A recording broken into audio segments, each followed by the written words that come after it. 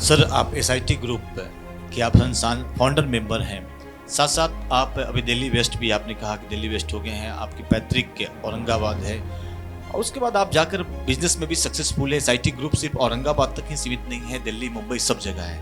लेकिन आप वैसे नौजवान को क्या बोलना चाहेंगे जो आज मुद्दा बना हुआ है हमारे बिहार में पलायन का? देखिए, युवा पीढ़ी से पहले मैं जनप्रतिनिधि का बोलूँगा, क्योंकि ये चुनाव है यहाँ पे और चुनाव जनप्रतिनिधि ही देश को आगे जब चुनकर जाते हैं तो देश को आगे बढ़ाते हैं, राज्य को आगे बढ़ाते हैं और स्वाभाविक है कि इस स्थान को भी आगे बढ़ाएंगे अगर अच्छे होंगे। तो मेरा ये कहना है कि हर चीज़ों से ऊपर उठकर, क्योंकि अभी मैं देख रहा हूँ आज बिहार सबसे निचले पायदान पर उन्नति के दौर में है। जो कभी बिहार सबसे ऊपर हुआ करता था, आप चंद्रगुप्त मौर्य और पहले की अगर उठाएं तो बिहार सबसे ऊपर हुआ करता था और आज बिहार सबसे नीचे है। सबसे नीचे मैं दावे के साथ कहता हूं, इतना पिछड़ा स्टेट क्यों नहीं है? क्यों? क्योंकि अभी के युवाओं में पिछले 30-35 साल में केवल जात पात, ऊंच नीच। इंजीनियरिंग कॉलेज भी आपका है और भी कई नर्सिंग कॉलेजेस भी खुलने वाले हैं, ऐसी संभावना है। लेकिन आपने कई रोजगार भी दिए हैं सर, लेकिन और भी कई ऐसे नेता हैं, लेकिन आपका जो बैकग्राउंड है पॉलिटिकल नहीं है, न फैमिली बैकग्राउंड पॉलिटिकल है। बहुत सारे लोग हैं जो पॉलिटिकल्स में भी हैं, लेकिन उन्होंने रोजगार सृजन नहीं किया है। उनके लिए आप क्या मैसेज देना चाहेंगे? तो सर, आप एक अच्छे प्रतिनिधि में क्या देखना चाहते हैं? इस बार के चुनाव में आप क्या बदलाव चाहते हैं? आप क्या चाहते हैं कि कुछ अलग हो, कुछ बहुत ही आश्चर्यचकित वाला कुछ ऐसा हो जो कि पहले कभी ना हुआ हो और हमारे बिहार को, हमारे इस औरंगाबाद जिला को बदल दे? आपने औरंगाबाद से आप लोगों ने शुरुआत की थी, आज देश के कोने कोने तक फैला हुआ है, दिल्ली मुंबई सब जगह कार्य कर रहा है। आपकी आगे की क्या विजन है? आपने अभी तक औरंगाबाद में भी कई लोगों को रोजगार दे रखा है, साथ साथ देश के अन्य राज्यों में भी। आगे का क्या विजन है? एसआईटी ग्रुप को कैसे बनाना चाहेंगे? जी नमस्कार, मैं हूं चंदन भारती और आप देख रहे हैं सत्ययोग न्यूज। जनादेश 2025 जो कि चुनावी चर्चा है, चुनावी चर्चा में आपका स्वागत है। आज हमारे साथ सहयोगी हैं अपराजिता सिंह और साथ साथ अतिथि के तौर पर राकेश सिंह हैं। राकेश सिंह जी, कुमार सिंह, ठीक है। नमस्कार सर, स्वागत है आपका हमारे सत्ययोग खबर में। सर, जहां तक हमें ये सूचना मिली है कि आप अपना कीमती समय निकालकर दिल्ली से इस औरंगाबाद भगवान भास्कर के इस पावन धरती पर आए हैं, तो इसके पीछे आपका मुख्य उद्देश्य क्या है सर? नमस्कार जी, बहुत बहुत धन्यवाद सत्ययोग खबर और सत्ययोग न्यूज़ को, और मैं शुभकामनाएं देता हूं कि ये बहुत जल्द अपनी ऊंचाइयों को प्राप्त करे। मैं इस जिले का नहीं, मैं तो कहूँगा कि इस राज्य का, इस देश का एक चर्चित न्यूज़ चैनल्स और अखबारों में ये अपना स्थान ग्रहण करे। इसके लिए आपको शुभकामनाएं, बधाई। देखिए, आपने पूछा कि क्यों आए हैं इस सूर्य नगरी, पावन नगरी में। यहाँ तो मेरा शुरू से बहुत ही बचपन से जुड़ाव है। मैं 1990 से औरंगाबाद से थोड़ा बाहर रहना शुरू कर दिया, अन्यथा मेरा बचपना, पढ़ाई लिखाई सब तो औरंगाबाद ही में हुआ था। अभी हम लोग दिल्ली वेस्ट हैं और दिल्ली में हम लोग वहीं कार्यरत हैं। लेकिन जैसे ही मालूम चला कि हमारे शहर में, हमारे मातृभूमि में चुनाव की स्थिति आ गई है, चुनाव चल रही है, तो मुझे लगा कि चलकर कुछ वहाँ अपना जो भी सहयोग, अपना योगदान हो सकता है उसको मैं प्रदान करूं और इस देश, इस शहर का, इस राज्य का और इस देश का जो भला हो सकता है एक एक वोटों द्वारा, उस चीज़ को मैं एक पौधे में पानी सिंचित करने के बराबर उस चीज़ का मैं सदुपयोग करूं, और मैं इसलिए आया हूं। सर, आप एसआईटी ग्रुप के आप संस्थान फाउंडर मेंबर हैं, साथ साथ आप अभी दिल्ली वेस्ट भी आपने कहा कि दिल्ली वेस्ट हो गए हैं, आपकी पैतृक के औरंगाबाद है और उसके बाद आप जाकर बिजनेस में भी सक्सेसफुल है। एसआईटी ग्रुप सिर्फ औरंगाबाद तक ही सीमित नहीं है, दिल्ली मुंबई सब जगह है। लेकिन आप वैसे नौजवान को क्या बोलना चाहेंगे जो आज मुद्दा बना हुआ है हमारे बिहार में पलायन का? लोग बोल रहे हैं पलायन यहाँ भारी बड़ा मुद्दा है, लेकिन आप बिहार में भी आपने बढ़ाया अपने बिजनेस को, साथ साथ बाहर भी किया, तो इसको आप कैसे देखते हैं? देखिए, बिहार जो पलायन आपने शब्द यूज किया, ये पलायन बिहार के लिए बहुत ही बड़ा एक कैंसर का रूप ले चुका है यहाँ पे। और उस कैंसर में उसके लिए एक दो लोगों को नहीं, पूरे राज्य के लोगों को मैं जिम्मेदार ठहराता हूँ। क्योंकि पलायन हमारे सब छोटे बड़े नेता जो भी हैं, सब लोग मिलकर और राज्यों की तरह और जगहों की तरह कभी नहीं सोचा कि यहाँ कुछ विकास किया जाए और लोग को यहाँ कार्यों में, उद्योगों में, धंधों में या पढ़ाई लिखाई पर बहुत ज़्यादा अच्छी तरह से यहाँ लोग मेरे ख्याल से पढ़ाई करते हैं, लेकिन पढ़ाई की क्वालिटी नहीं निकल पाती है। जो निकलती है वो फिर यूपीएससी वगैरह में वहाँ निकालते हैं हमारे, ऐसा नहीं है कि बिल्कुल नहीं है, वो यूपीएससी में निकालते हैं। आज भी आपके बिहार के नहीं भी तो 25-30% लोग यूपीएससी के माध्यम से पूरे भारत में कार्यरत हैं, विदेशों में कार्यरत हैं। तो लेकिन पलायन को रोकने के लिए जो क्वालिटी जो बाकी 70% है उनके लिए बहुत ही ध्यान देने की जरूरत है, और वो कैंसर रूपी बीमारी को ख़त्म करना होगा सभी को मिलकर। अपराजिता, एक सवाल आपकी ओर से। तो सर, जैसा कि आपने कहा कि कैंसर रूपी बीमारी को ख़त्म करना होगा, तो इसे ख़त्म करने के लिए हमें कहाँ से शुरुआत करनी चाहिए? आज के जो युवा पीढ़ी है उन्हें आप क्या संदेश देना चाहते हैं? देखिए, युवा पीढ़ी से पहले मैं जनप्रतिनिधि का बोलूँगा, क्योंकि ये चुनाव है यहाँ पे, और चुनाव जनप्रतिनिधि ही देश को आगे जब चुनकर जाते हैं तो देश को आगे बढ़ाते हैं, राज्य को आगे बढ़ाते हैं, और स्वाभाविक है कि इस स्थान को भी आगे बढ़ाएंगे अगर अच्छे होंगे। तो मेरा ये कहना है कि हर चीज़ों से ऊपर उठकर, क्योंकि अभी मैं देख रहा हूँ आज बिहार सबसे निचले पायदान पर उन्नति के दौर में है। जो कभी बिहार सबसे ऊपर हुआ करता था, आप चंद्रगुप्त मौर्य और पहले की अगर उठाएं तो बिहार सबसे ऊपर हुआ करता था, और आज बिहार सबसे नीचे है। सबसे नीचे मैं दावे के साथ कहता हूं, इतना पिछड़ा स्टेट क्यों नहीं है? क्यों? क्योंकि अभी के युवाओं में पिछले 30-35 साल में केवल जात पात, ऊंच नीच ये भरा गया, कभी नहीं ये भरा गया कि ये अच्छे गुण वाले नेता हैं, इनको आगे बढ़ाओ, ये अच्छे क्वालिटी वाली पार्टी है, ये आगे लोगों को अच्छा कार्य देगी, अच्छी पढ़ाई करेगी, अच्छे उद्योग धंधे देंगे।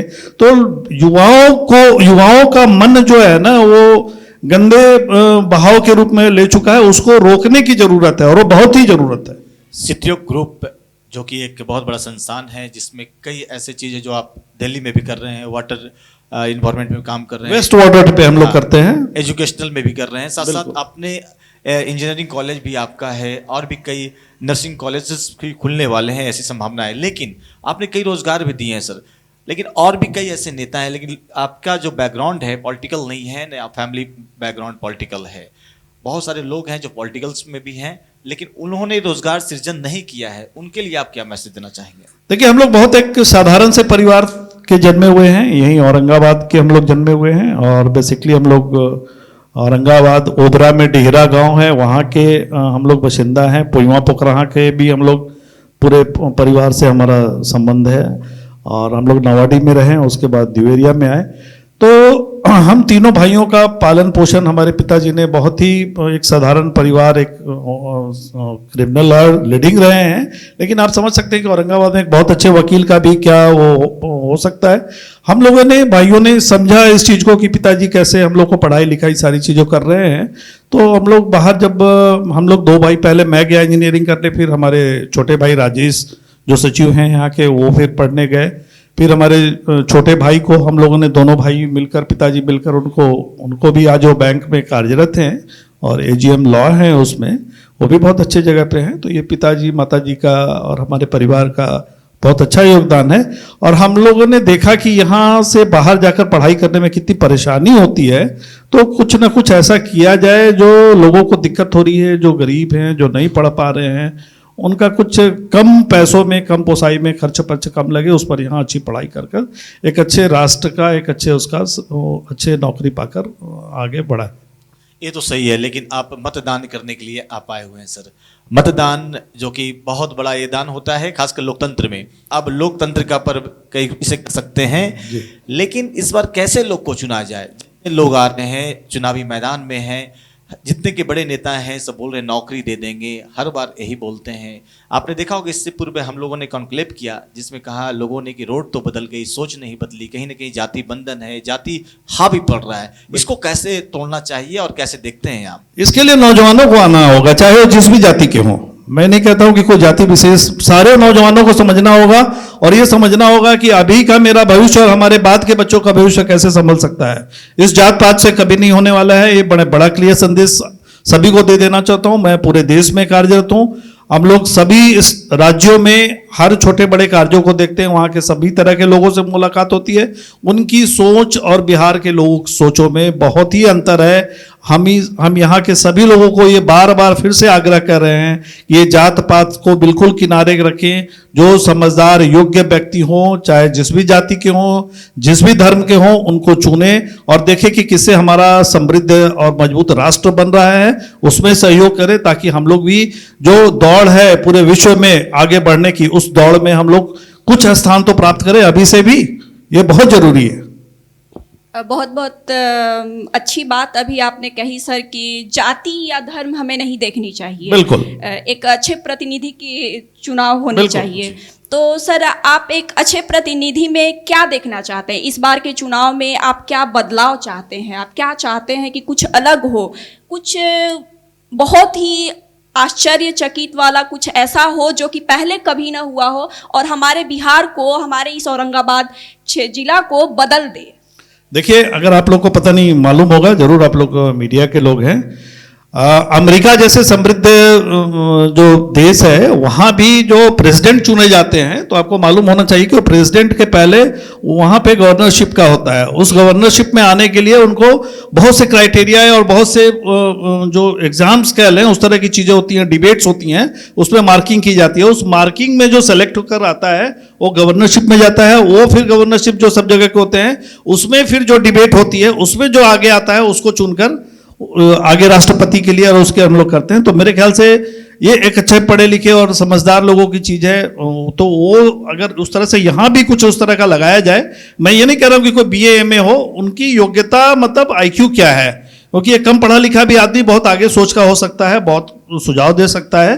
तो उनकी IQ की लेवल को टेस्ट की जाए और उसको क्वालिफाई करके वो आदमी आगे बढ़ते बढ़ते उस तरह के किसी एक अपने भी मैं औरंगाबाद में भी कहता हूं कि एक ओपन डिबेट हो और उसमें बताएं कि कौन से कैंडिडेट की क्या सोच है, वो क्या क्या यहाँ के लिए सोच रहे हैं, क्या यहाँ की कमियों को वो दूर करना चाहते हैं, एक अच्छे जिले का कैसे निर्माण, एक अच्छे जो औरंगाबाद की जो इलेक्शन है या जो भी यहाँ आसपास बिहार में हो रही है, हर राज्य के हर जो क्या ये अपना वो विधानसभा है ना, तो विधानसभा में हर कंस्टिट्यूएंसी के लोगों को चुनना चाहिए कि भाई लोग ऐसे चुने जो सही में काम कर, उसमें कुछ 10 पॉइंट बना लें। उस 10 पॉइंट में देखें कि इसके अंदर, इस कैंडिडेट के अंदर कितने पॉइंट्स उसमें मिल रहा है। अगर वो कैंडिडेट 7-8 पॉइंट्स 10 में आ रहा है तो लोग बिल्कुल उसको वोट दे, अदरवाइज वोट उस तरह के लोगों को न दे, चाहे वो जिस जाति का हो, जिस धर्म का हो, उससे कोई मतलब नहीं।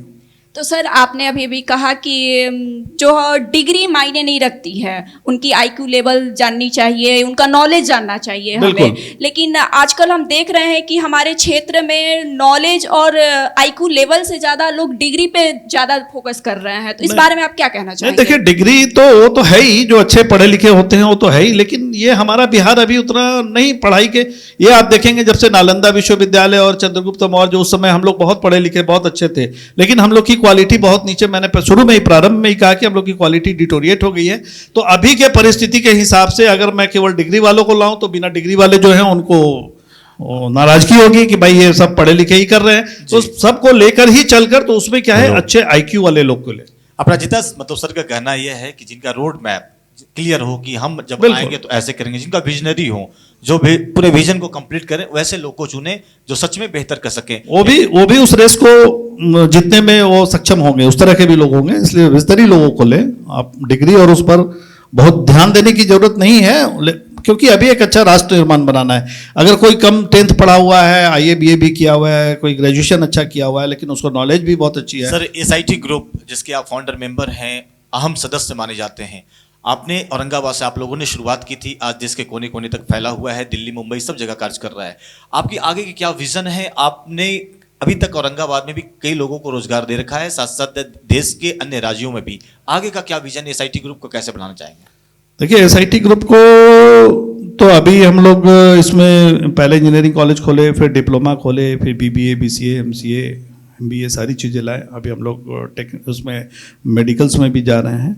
साथ साथ हमारी और भी संस्थाएं, जैसे मुंबई में कार्यरत हैं, टेलीकॉम में हैं, दिल्ली में हैं। आज के देश में आज के वर्तमान युग में एक पर्यावरण और संतुलन बहुत ही चैलेंजिंग हो गया है, उस पे आपकी एसआईटी ग्रुप का जो दिल्ली कंपनी है वो भी बहुत अच्छा कार्यरत कर रही है। और आपको बता दें कि आज भारत के प्रेस्टिजियस प्रोजेक्ट में एसआईटी ग्रुप काम कर रही है और उसमें सेंट्रल सेक्रेटरीट, वहाँ आपका पर्यावरण का पूरा काम एसआईटी कर रहा है, पीएमओ का काम कर रहा है, इलाहाबाद हाईकोर्ट का कर रहा है, और ऐसे ऐसे अनजाने न जाने कितने जगहों पर एसआईटी पर्यावरण पे और बड़े लेवल पे काम कर रही है। तो ये और इसमें बहुत से औरंगाबाद के लोग और यहाँ के युवा जो है रोजगार उसमें प्राप्त कर रहे हैं और आज उनमें खुशहाली है। और हम लोग इसी तरह से एक एक करके, जैसे एक एक पेड़ों को सींचना होता है, वैसे औरंगाबाद को हम लोग सींच रहे हैं और कोशिश है कि पूरे औरंगाबाद में जितना संभव हो सके हम लोग औरंगाबाद, फिर यहाँ राज्य देश के लिए हो सके, हम लोग समर्पित हैं पूरे परिवार, सितयोग परिवार, और हम लोग सदैव आप लोग के साथ तत्पर रहेंगे औरंगाबाद के लिए। और ये बहुत खुशी होगा हम लोग के लिए, प्राउड है। थैंक यू, बहुत बहुत धन्यवाद। हमारे और अपराजिता के साथ में आज सितयोग खबर द्वारा प्रस्तुति जो की गई है, आज चुनावी चर्चा में Rakesh Kumar Singh, founder member SIT group, Sityog group के फाउंडर सदस्य हैं, जिन्होंने साफ कहा है कि जो हम लोग को जो मतदान करना है वैसे लोग करना है जिनका रोड मैप क्लियर हो, विजन क्लियर हो, वैसे लोग को चुनना चाहिए। सदन में वैसे लोग को भेजना चाहिए जो बिहार का विकास कर सके। चुनावी चर्चा में अगले वक्त नए शख्सियत से मुलाकात होगी। देखते रहिए हम लोग के साथ सितयोग खबर। शुक्रिया, धन्यवाद, शुभकामनाएं। धन्यवाद।